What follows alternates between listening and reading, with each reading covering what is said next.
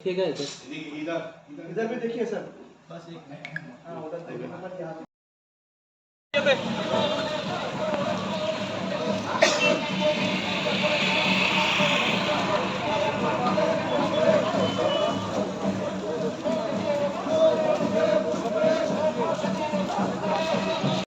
ঘরে পরিণত করা হয়েছে।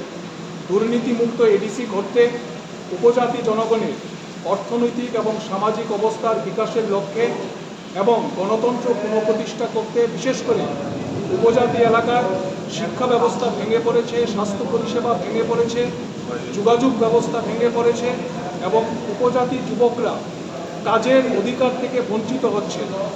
উপজাতি যুবকরা শিক্ষিত হয়েও তারা সরকারি চাকরি সুযোগ থেকে বঞ্চিত হচ্ছে।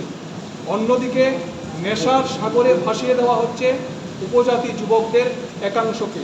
ফলে এই প্রেক্ষাপটে যে নির্বাচন অনুষ্ঠিত হবে আগামী 12 এপ্রিল, আমরা রাজ্যের নির্বাচক মণ্ডলীর কাছে আবেদন করব যে রাজ্যকে এই অন্ধকারের হাত থেকে রক্ষা করতে, ভবিষ্যৎ প্রজন্মকে রক্ষা করতে এডিসি নির্বাচনে বামফ্রন্টের যারা প্রার্থী, আসারামবাড়ি হালাহালি কেন্দ্রে বামফ্রন্টের প্রার্থী করিম দেববর্মা, কুলাই চাম্পাহার কেন্দ্রে বামফ্রন্টের প্রার্থী অতুল দেববর্মা এবং রামচন্দ্রঘাট কেন্দ্রে বামফ্রন্টের প্রার্থী সমরেশ দেববর্মা, তাদেরকে কাস্তে হাতুড়ি তালা চিহ্নে ভোট দিয়ে বিপুলভাবে জয়যুক্ত করার জন্যে এবং মহারানীপুর তেলিয়ামোড়া কেন্দ্রে বামফ্রন্টের প্রার্থী রতন কিশোর জমাতিয়া, তাকেও কাস্তে হাতুড়ি তালা চিহ্নে ভোট দিয়ে জয়যুক্ত করার আবেদন আমরা নির্বাচক মণ্ডলীর প্রতি রাখছি।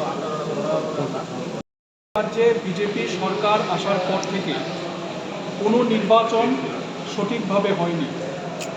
আমরা সবগুলো নির্বাচনে দেখেছি মানুষ তার গণতান্ত্রিক অধিকার প্রয়োগ করতে পারেনি, নির্বাচনকে প্রহসনে পরিণত করা হয়েছে।